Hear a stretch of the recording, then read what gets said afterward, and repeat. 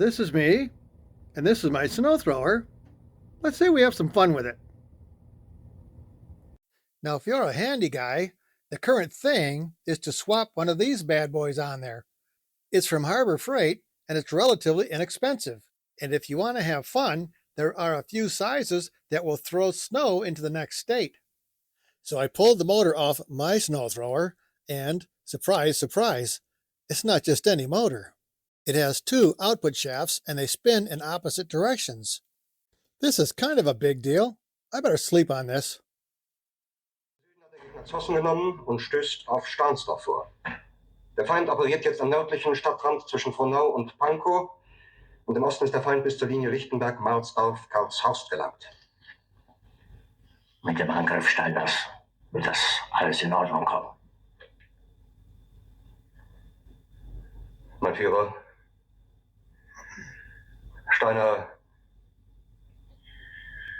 Steiner konnte nicht genügend Kräfte für einen Angriff massieren. Der Angriff Steiner ist nicht erfolgt.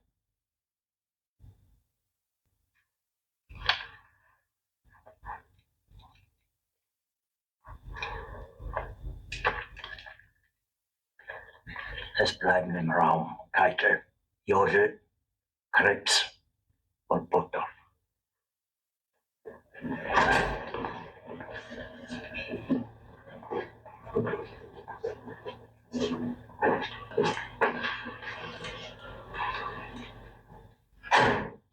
Das war ein Befehl! Der Angriff Steiners war ein Befehl! Wer sind Sie? Das hier ist Maden! Sie wollen Befehl zu Ihren Feinden! Oh, weit ist das alles gekommen. Das Militär hat mich belogen! Jeder hat mich belogen, sogar die SS! Die gesamte Generalität ist in 2000 Haufen niederträchtiger, treuloser Feiglinge! Mein Führer, ich kann nicht zulassen, dass die Soldaten, die für Sie verbringen... Nicht als Feiglinge! Verräter, Versager! Mein Führer, was Sie da sagen, ist ungeheuerlich. Die Generalität ist das Geschmolz des deutschen Volkes! Sie ist ohne Ehre! Sie nennen sich Generale, weil Sie Jahre auf Militärakademien zugebracht haben, nur um zu lernen, wie man Messer und Gabel hält! Steiner konnte nicht genügend Kräfte für einen Angriff massieren. Verräter! Von allem Anfang an bin ich so verraten und betrogen worden! Und im Osten ist der Feind bis zur Linie Lichtenberg-Marsdorf-Karlshorst gelangt. Well, I'm certainly glad I'm not the only one who has to go through this. Here is my machine, sitting next to its old engine. We're going to need to go over a few things since the old engine has twin shafts on it, and we're going to try and make this machine accommodate a single shaft. So there's a little bit of extra work we're going to have to do, and we'll go through all that right away.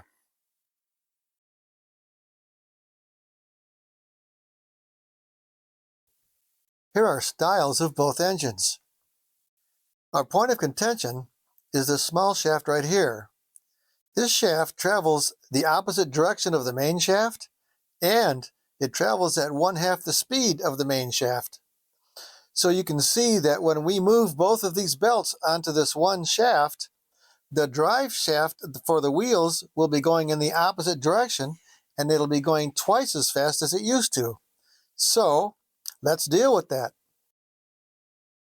The aim of this video is to take a few extra steps and fabricate a few pieces to make this machine operate as if it came from the factory this way. With just a few tools and a few trips to the hardware store, we can make this happen. And these tools will definitely help.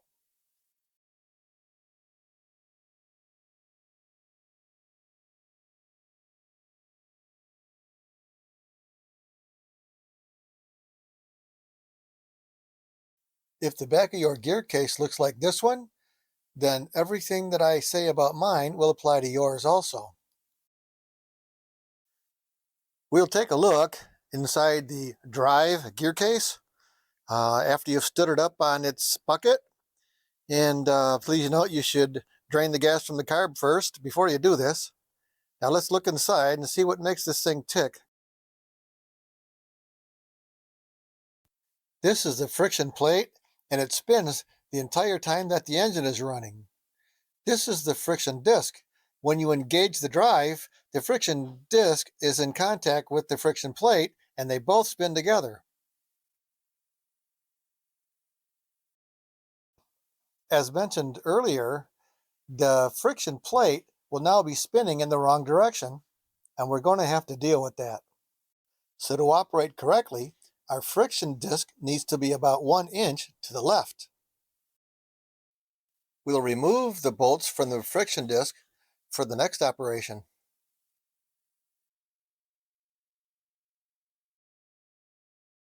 So what have I done? I've put spacers between the mounting plate and the friction disc. And you'll notice that now it's at the correct place on the friction plate. So when it's over here and it was driven with the old engine in this direction, the wheels would go in the right direction. But now that we're moving the disc this way, we had to move it out here, and it's exactly where it needs to be for first gear.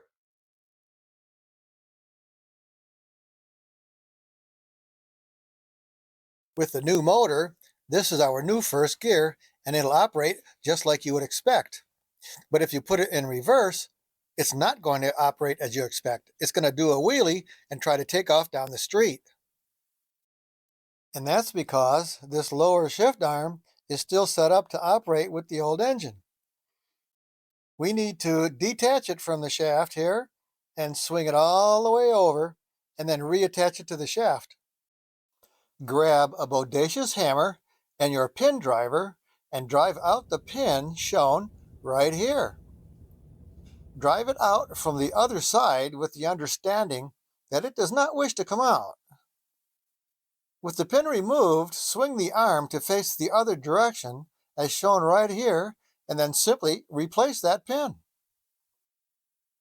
With this change, you'll notice that when you slide into the higher gears, the friction disc will now move toward the left instead of to the right as it used to with the old engine. This will correct our directional problem. There's one last detail we need to handle. We need to prevent the slide from pushing the friction disc too far to the left and interfering with this mechanism here. We can accomplish that by putting a hose clamp around the hex shaft. And if we put that hose clamp right next to the existing pin limiter that was installed from the factory, it'll accomplish our goals perfectly. One other thing the new limiter does, it will prevent you from going into gear number 6, which is a good thing because the highest gear now will be so fast as to be unusable. So shall we find out how we did? First, second, third, fourth, fifth. First gear reverse, second gear reverse. Looks like we did okay here. Now when you put it in forward, it's going to go forward. And when you put it in reverse, it's going to go reverse. We should accept nothing less.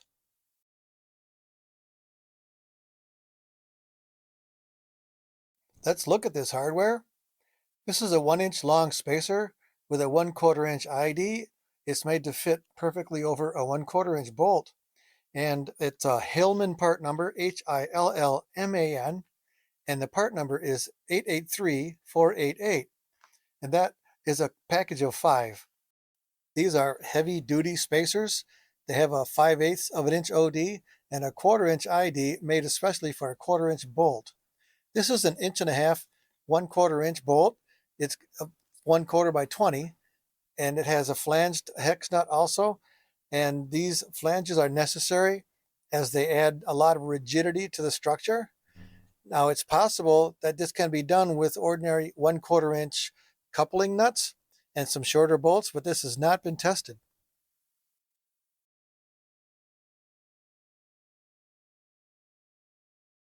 So let's move on to the next item.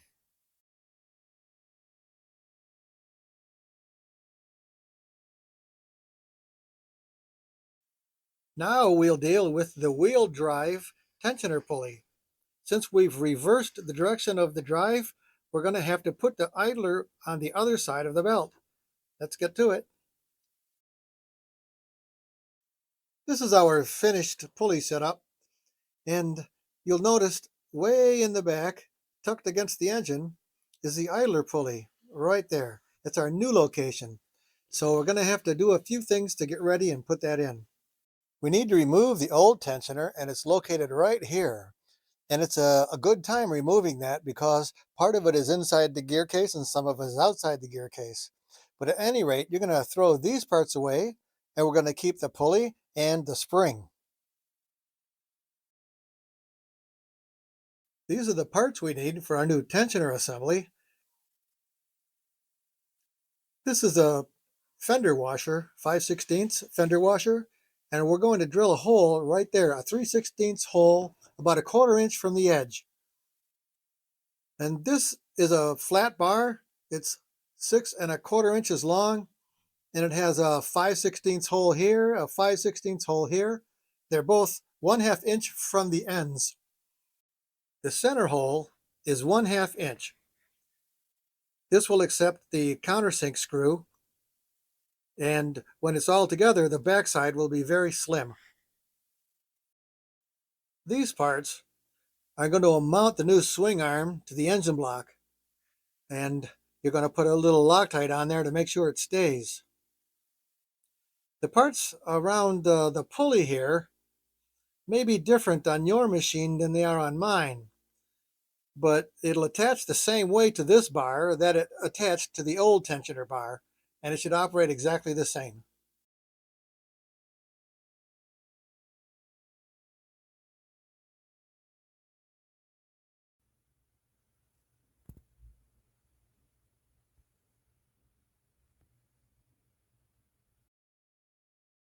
Let's install our relocated drive belt tensioner pulley.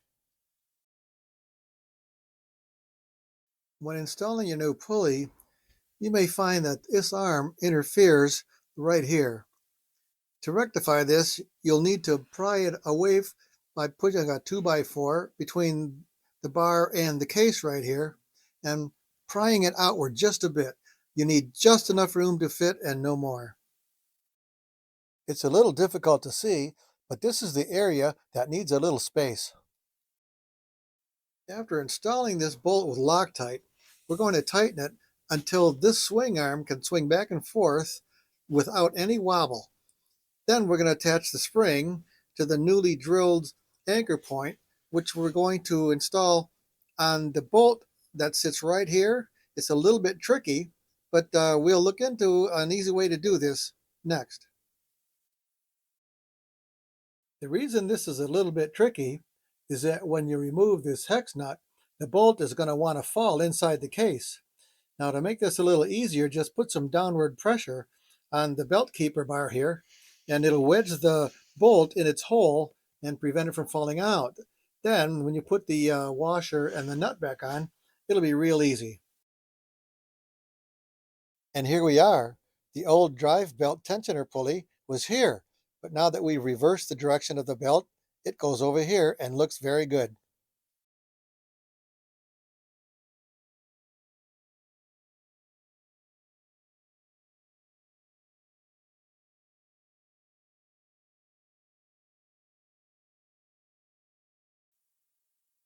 I have several pulley setups for this machine, and right here we're going to be looking at the 3-inch and how it's assembled.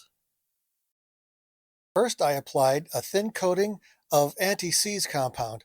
Next comes the wheel drive pulley set. Next is the other half of the drive pulley, followed by a stack of 3/4 inch washers.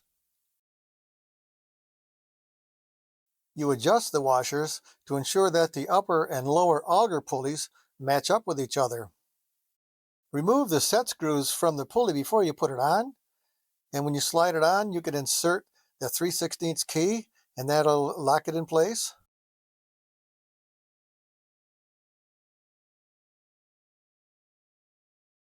Notice there's a space between the end of the pulley and the end of the shaft. This means when you tighten the bolt at the end of the shaft, it will compress all of the items on that shaft and they will act as one unit. This is important because The small pulley that drives the wheels has no key. Therefore, it depends on this pressure, this clamping action, to make it spin. This should be tightened to about 20 foot-pounds. Here's what we have so far, but it looks like it may have trouble throwing belts. Hey, are those yours? Are those your belts? I tell you over and over, stop throwing your belts. I buy you a belt, you throw it. I buy you a belt, don't turn away.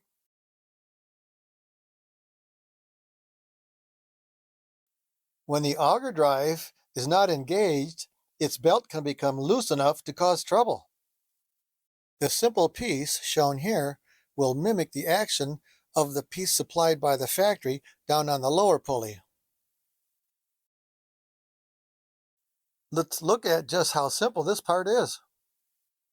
This is a 1/4 inch eye hook, 4 inches long. You can get it at your local hardware. Clamp it in a vise and hammer it over about 2 inches from the small end. And if you hammer real close to where the bend is, it'll make a nice sharp bend like the one shown here. Without a bench vise, this guy's a little bit difficult to bend. Let's engineer another version of it, which utilizes the flat bar we bought earlier for the belt tensioner swing arm. This is a piece of the flat bar that we bought for our tensioner arm. It's 2 1/4 inches long and has 5/16 holes drilled 3/8 from each edge. You can see the nearest hole is countersunk so that the screw can fit flush with the backside. If you round the edges of the bar and paint it, you'll be the envy of your peers. Let's look at the rest of these pieces. This is a 1/4 inch screw, 2 1/2 inches long, and it's countersunk, as you can see. These are 2 1-inch spacers, just like the ones we used on the friction disc. Here's an acorn nut, because why not? Wondering what a countersink tool looks like? The finished product. It's a beauty, isn't it? Here we are with this mounting bolt. It's a 1-inch 5/16-24. Installed, looking very good. When it's running, it'll be about 1/4 inch above the belt. That's the perfect adjustment.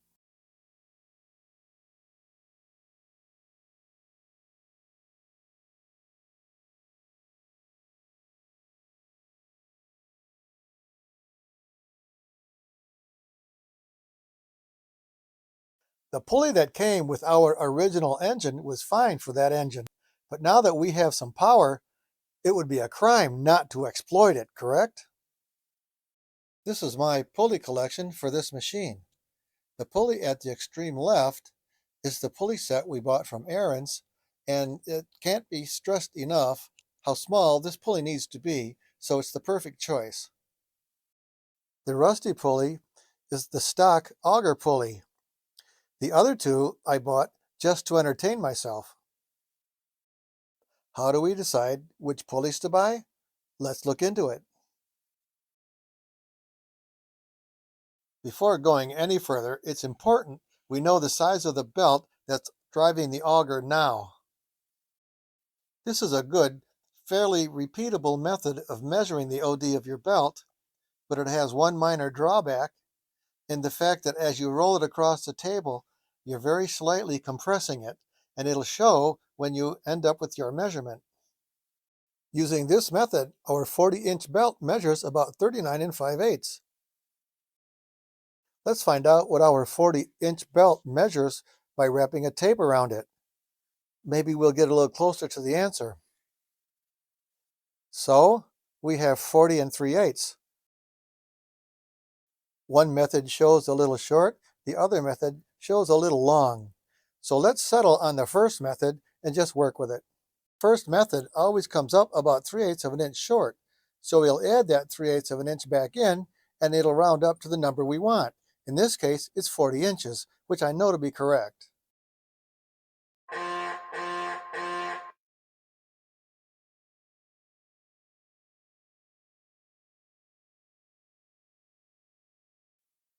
Knowing your current belt length gives us a base point to start working with. For each 1 inch that you add to your belt length, you will increase the diameter of your pulley by 5/8 of an inch. Knowing this, it allows you to zero in on exactly the pulley that you need. You won't always be able to get the exact size pulley that's called for. The way to determine whether or not you should go a little larger or a little smaller will be based on how much adjustment is left in your tensioner pulley. So be careful when you order your belts. A 38-inch OD belt is an A36K. This should all tell you that a little bit of research needs to be done before you buy V-belts. Remember that old saying, measure twice, send it back once.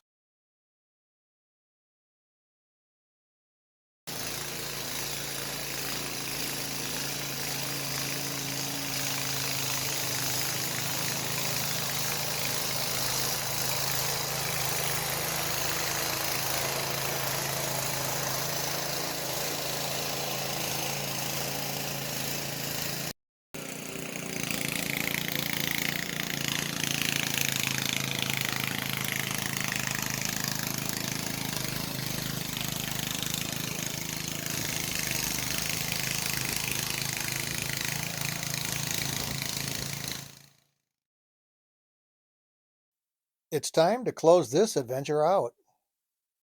From the beginning, our goal was to make this machine operate as if it came from the factory this way by fabricating a few extra parts, and I think we have done just that.